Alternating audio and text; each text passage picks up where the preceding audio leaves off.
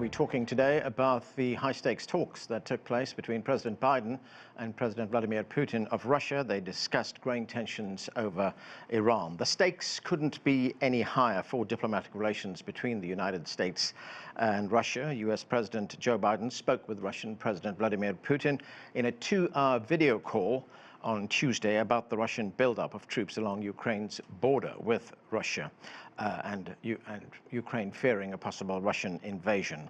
CGTN's White House correspondent Ethan King begins our coverage with this report.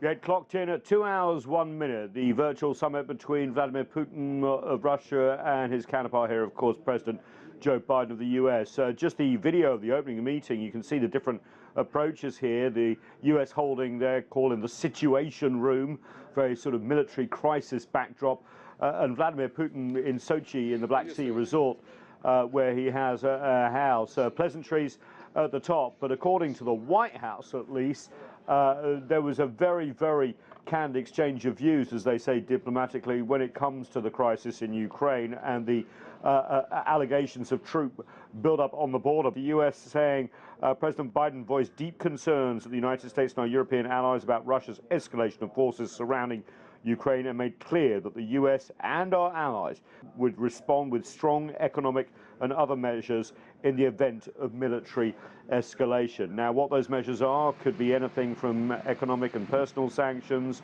to trying to cut off Russia from the international financial system as well, although no real details on that. The National Security Advisor of the United States put it this way.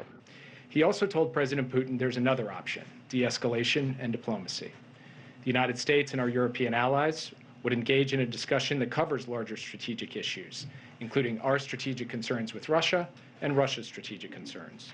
For their part, the Russians have said, look, they're moving troops around in its own territory. A lot of it is a response to NATO exercises that they've seen in the Black Sea with not just US and others, and also responds that the US has said that any thing that happens in Ukraine is up to the Ukrainian sovereignty and won't give a guarantee that Ukraine would not join NATO.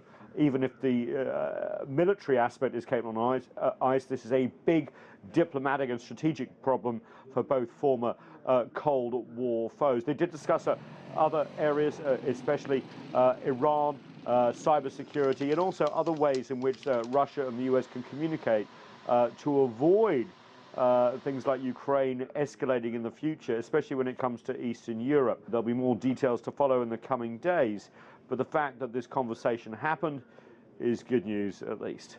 Nathan King, CGTN at the White House. For more now on the US-Russia tensions, let's bring in our panel. Joining us from New York is Andrij Dobriansky. He's the Director of Communications and Media with the Ukrainian Congress Committee of America. Also with us from New York, Lincoln Mitchell is an Adjunct Associate Professor of Political Science at Columbia University. Einar Tangen is a political and economic affairs commentator based in Beijing. And Anton Fedyashin is a professor of history at American University right here in Washington, D.C.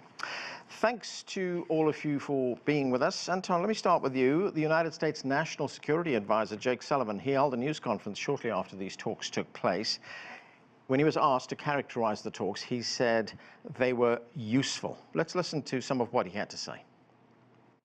We still do not believe that President Putin has made a decision. What President Biden did today was lay out very clearly the consequences if he chooses to move. He also laid out an alternative path that is fundamentally in keeping with the basic principles and propositions that have guided America in the Euro-Atlantic area for the past 70 years. And ultimately, we'll see in the days ahead through actions, not through words, what course of action Russia chooses to take. So, Anton, Sullivan also told us that the United States warned Russia that any invasion of Ukraine would be met with very tough sanctions. What do you think this meeting achieved? Well, I think the key breakthrough here was the meeting itself. I didn't hear anything new that we haven't heard over the past 72, 96 hours coming out of Moscow, coming out of Washington. What I did hear, however, was a gradual acknowledgement by the West that Russia has some serious strategic concerns on its western border, and that there will be groups to address those. Now, that was the only only novelty of what happened today, especially during Sullivan's conference, or statement, I should say, which I listened to very carefully. So, look, no one expected any breakthroughs. I doubt, and most people doubted, that the Russians were going to actually move into Ukraine. There's really nothing there that they need at this point. What they wanted to achieve with the blocking of Ukraine's movement into NATO, they've already done by creating a territorial conflict, and NATO won't accept any members with outstanding territorial conflicts. So we now have to wait and see what the details will be as they come out over the next few days and the next few weeks. Anton, that acknowledgement by the West that Russia does have serious strategic concerns was also accompanied by President Biden issuing some pretty serious threats to the Russian leader. Do you think President Putin is the type of leader who would be intimidated by those kinds of threats coming from Biden? I mean, would they serve any kind of deterrent?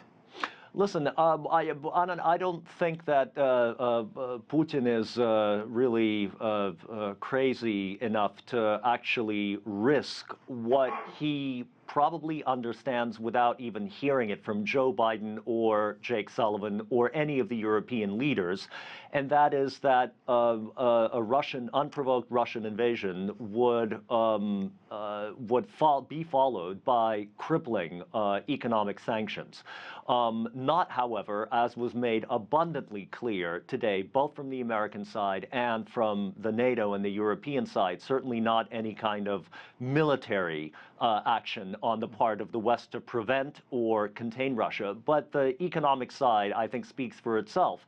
So these are sort of threat perceptions and counter threats that are really not the essence of the problem. I think the essence is for the Russians to have been heard. They've succeeded at that. So let's see if this actually grows into any kind of constructive action on all sides of the issue.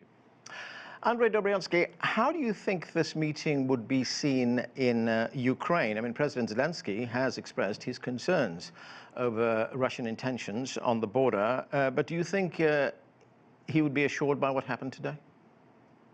Well, we do know that they had a conversation, Secretary of State Blinken and Zelensky yesterday. We know that there's a follow-up conversation with Zelensky coming up on Thursday relating what happened. Unfortunately, we're all in this state where we're going to get drips and drabs of information, depending if it's people around the White House who are talking, if it's Congress who got a briefing from Undersecretary of State Nuland. So exactly what has been promised or what was warned about is something that's going to be a bit of a mystery, because it's going to come out in these drips and drabs, no matter what Jake Sullivan says at the podium. The fact of the matter is that Ukraine is invaded and has been invaded on a daily basis since 2014. So, you know, one side has broken the peace. The rest of the world has decided to live with it. And the president of Russia, who, as we know, is richer than either Bezos or Musk, has decided not to fly into space, but decided to do whatever he wants in terms of rewriting the map of the world. Lincoln Mitchell, President Putin's view on what has happened, this is according to a Kremlin readout of the meeting, is that it's not Russia that's responsible for an increase in tensions, but NATO is responsible for that, and specifically the possibility of Ukrainian membership of NATO. Russia sees that as a red line, and that it's a threat to its own national security. Russia, we understand, wants an assurance, a legal assurance, that Ukraine will not become a member of NATO. In fact, Jake Sullivan was asked about that at today's meeting, the press conference, and he said no such assurance was given. I mean, do you believe the Russians have a valid concern here? I mean, Anton Fedyashin just told us a moment ago, actually, NATO membership is off the table right now, seeing that the country is embroiled in a conflict on the east. Or is there a way to get NATO off the table? Well, NATO is off the table for now. It's not because Ukraine is embroiled in a conflict in the east. It's because Russia has invaded eastern Ukraine. That didn't just happen by magic. That happened because Putin wanted to do that. So to some extent, Russia has already won this conflict, this battle about will Ukraine get into NATO.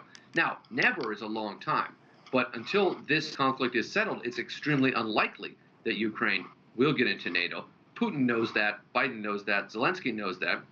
Putin needs to keep raising the threat of Ukraine getting into NATO, I think largely for a domestic Russian political audience. It's important to always understand any kind of international conflict through the lens of the domestic political incentives of the major actors involved. And that is a big part of what Putin is doing here. Similarly, Putin can't be seen as backing down, right? He can't be seen as saying, well, Biden told me not to do it, so I'm not going to do it.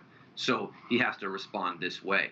But the notion that Ukraine's about to get into NATO and that is going to threaten Russia, that just cannot be taken seriously, regardless of where you stand on whether Ukraine should or shouldn't be in NATO. So, Lincoln, when you say Russia has won, does that mean that membership of NATO is effectively not going to happen? Well, not in the foreseeable future. I think that's right, but I would also add, I don't want to say never, right, because that's a long time. But it's important to note that it is the position of the United States here, which I think is a pretty reasonable position coming from Biden, is the question of whether Ukraine should join NATO is up to Ukraine, right? Ukraine wants to join NATO because Ukraine perceives a threat from Russia, a threat that is very real given the last 7 or 8 years of Ukrainian history. It's not something they made up.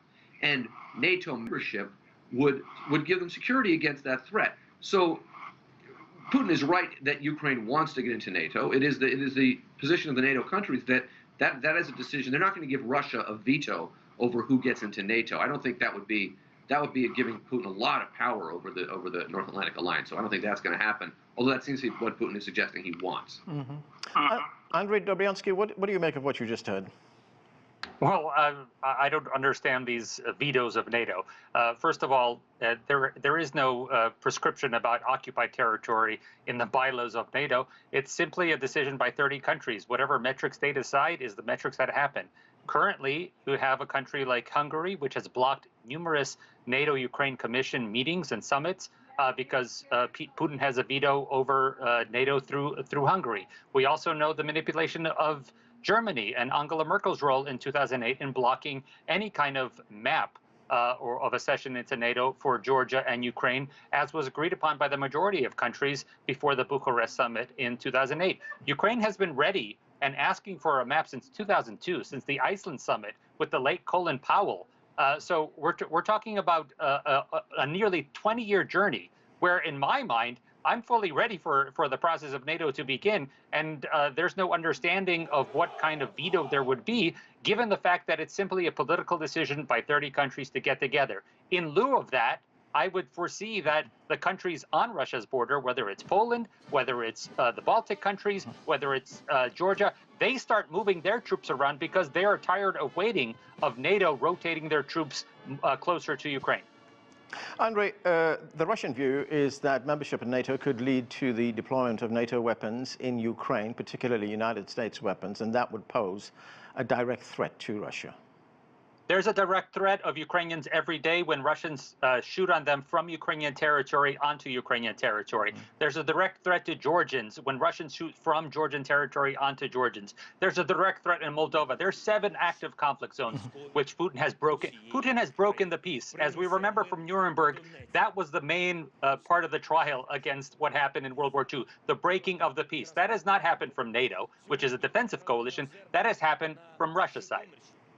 Einar Tangen, what is your assessment of the talks today? I mean, we heard from Jake Sullivan, and he said that the United States issued a lot of threats, a lot of warnings to Russia. Do you think anything productive was achieved? No, I really don't, despite my 3 colleagues going on and looking at this as some sort of technical thing involving Russia's always wrong and the West is always right. The fact is that this has been going on for quite some time. In 2007, at the Munich Security Conference, Putin voiced his active concerns about NATO and the fact it's approaching. Now, you can portray it as, Russia has no right to, be involved in the affairs of those around it. But when the U.S. is encircling you, and you also see this in China, and provoking the situation, yes, countries are going to act defensively. So this idea that somehow Putin is just a bad actor, that he's somehow equated to Adolf Hitler or something like that, that Sevastopol was not in Crimea were not the only warm water ports in the Baltic, is nonsense. You can see this rolling out, and a large part of this is the intransigence of the United States. The U.S. is, you heard Jake Sullivan talking about 70 years of principles. Well, 70 years of principles, how many wars have started during that period of time, right? How many treaties have been broken? I mean, you just look at the U.S., Kyoto and then Paris. It's a seesaw going up and down. How can you deal with a country which does not seem to abide by any kind of international rules, even the ones that they've set up in terms of the UN, withdrawing funds from the WHO, ignoring the ICC while it tries to get the ICC to act against those it perceives as bad. You cannot have this kind of ongoing double standard that has been portrayed. And I'm surprised that my colleagues don't see that there's a larger issue here than simply blaming Putin. Is what he does bad? Yes, it is definitely stirring the pot. But from his perspective, it's defensive, and the U.S. should and must take blame for what it is doing in terms of trying to always encircle those that threaten its hegemony. Lincoln Mitchell, a quick response from you on that. I think my colleague in Beijing makes some good points, and some with which I would disagree. We absolutely have to be able to hold more than one idea in our head at the same time, right? It is true, in my view, that Putin is a bad actor. It is also true that the United States breaks a lot of treaties, talks about principles a lot, and does not always live up to those principles, and is a little bit disingenuous in how it presents itself as unequivocally a force for good. I would very much agree with that.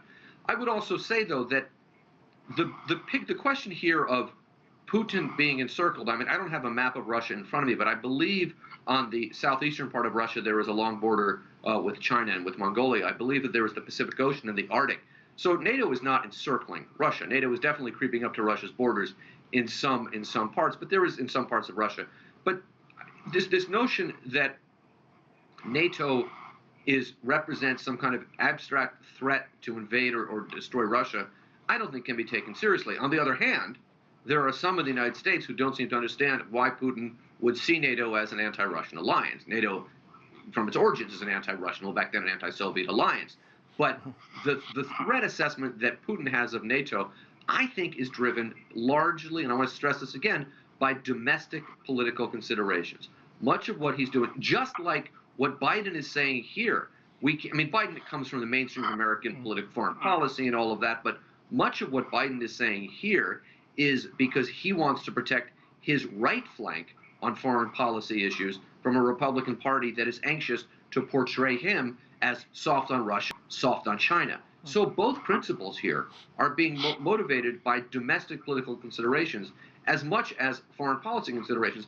And I certainly don't want my comments to be construed that I think the United States is always right or always a force for good in the world. I don't believe that. I also, if you check my extensive writings on this subject, have never compared Putin to Hitler. But that's a pretty high bar. Right. There are plenty of people who are bad actors in the world who aren't Hitler. Okay, Anton, do you agree that Putin is largely driven by domestic political considerations when it comes to Ukraine? No, not really, because look, the Russians weren't the ones who triggered a political crisis in Ukraine in late 2013, early 2014. They were involved in it, but so were the Europeans and so were the Americans. Ukraine went through a very tough time with a horrible president who was at the same time democratically elected in an election that the OSCE recognized as perfectly legitimate. He was overthrown, and let's remember that the first decision that the Ukrainian Rada made immediately after Yanukovych's departure from Ukraine was to move towards stripping the Russian language of its equal status as an official language of Ukraine. That wasn't signed into law by Arseniy Yatsenyuk, who was the head of the government at the time, but the signal was very clear, which was that integration with the West was going to happen not only regardless, but over the opposition of many people in eastern Ukraine, who were, by the way, mostly not excited about NATO. Most opinion polls showed that most Ukrainians actually wanted to integrate closer with the EU, just not on the terms that the EU was laying out in the EU Association Agreement, which involved, by the way, for anyone who bothers to read it, the incorporation of Ukraine into the Western and European, essentially NATO security structure. So look, all sides had a hand in this conflict. So to sort of project everything on Vladimir Putin is to overlook a very complex situation in a country that was divided long before the events of 2014 and should never have been placed before this existential civilizational choice of either you're with the West or with the East. Right. Anton, very briefly please, if President Putin is not driven by domestic political considerations, what are his core security concerns when it comes to Ukraine? I think the core security concern is to seeing a Western alliance creeping up to Russia's borders. And look, the Russians have met the West with a counter proposal, which is an agreement, which of course will include the Ukrainians themselves, on some kind of joint security sphere. This has been proposed by Dmitry Medvedev back in 2008 and was met with dismissal from the West. So this is not simply a negation by the Russians. There is a counter offer, but the West doesn't seem to be interested. Okay. Andrij, what do you make of that counter offer that Anton was talking about right now? Some kind of joint security agreement that will take these things off the table? A joint security agreement like that which existed between Russia and Ukraine. These are things that have been broken numerous times. Is it as important as the Charter, the UN Charter? Is it as important as the Helsinki Charter? All of these things are foolish to talk about when you're talking about a war criminal who has attacked other countries. There is no equivocation here. There is no NATO troop on Russian soil. I don't understand how anybody could possibly relate of some kind of creeping regarding independent countries working on a long-term basis. Ukraine has been involved as a partner nation to NATO since 1994, deploying longer than any other partner nation alongside NATO. This is not a new development. This is simply in line with what has happened for over 20 years already. So any kind of confrontation from Putin is clearly coming from the aggressor that has occupied foreign territory, that has moved nuclear weapons onto territory that was certified as being denuclearized. These are all against every single international norm that has been written already. So what kind of guarantee would Russia propose to the rest of the world? Einar Tangen, the White House has been telling us that President Biden has consulted with European allies on this particular issue, and the European allies are on the side of the United States, not just Europe, other allies as well around the world. Do you believe that to be the case? Do you think Europe has the same concerns that the United States has? No, I think they have concerns about any kind of conflict breaking out. But obviously, Europe has very, very different concerns. They actually have a border with Russia. This is going to happen in their neighborhood. For the U.S., it's a remote thing. It's over there. Yes, we're concerned about it, all this type of stuff. We're the leader of the free world. We determine what rules apply. But, if you're depending on Russian gas to keep you warm this winter, I think you have a slightly different perspective on this. The fact is that Europe and Russia have to find some way of accommodating each other. I think Europe has a longer history of doing this than the U.S., obviously.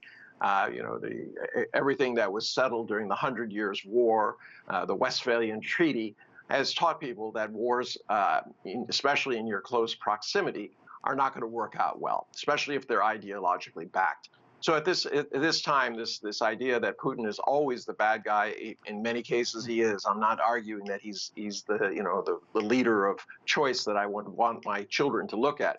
But Biden is not either. The fact is that he is so timid that he is, in essence, pursuing the same policies that his predecessor that he ran against, shows either a lack of imagination, or if he wasn't intending to change policy, why did he run in the first place?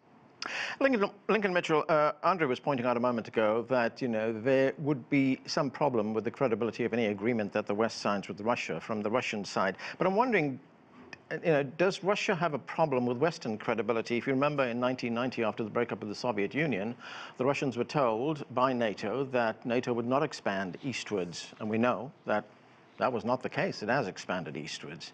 So does NATO have a credibility problem? Well, I just want to go back to something that the previous commenter said. Right. Go ahead. Some people might perceive that pursuing the same foreign policy as your predecessor is consistency and speaks to a bipartisan American approach to foreign policy. The question of why Biden ran because American democracy was at stake and because Donald Trump was encouraging the spread of a deadly pandemic.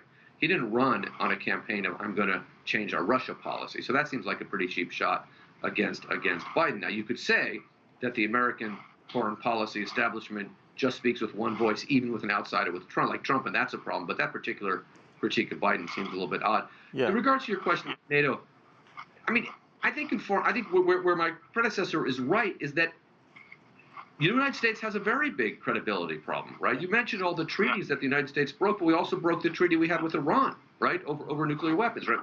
We said we withdrew, but we broke that treaty. So the United States, as the largest and most powerful country in NATO, of course has a credibility problem. And I think the predecessor is right that Americans, particularly at the leadership level, you know, it is central to a central tenet of American foreign policy is the rules don't apply to us, and that you can't pursue foreign policy that way. Okay, Einar, very quickly, a response to what Lincoln was telling us a moment ago, that Biden didn't actually come into office to change Russia policy. That's not true. He was very critical on the campaign train and outside, talking about how it would, how these things should be handled. I'm not saying that he was going to change be tough on and draw the line policy. But my point is this idea that he is being held hostage by internal domestic agenda. If you're going to be held hostage by the agenda of the last guy who was there, what are you going to do? Right. I mean, and the parallels here that are important are not only what's happening in Russia, but the same thing is happening with China. Okay, and we have to leave it there. Thanks to all of you for that great discussion. That's it for this edition of The Heat. I'm Anton in Washington, D.C. Thanks for watching.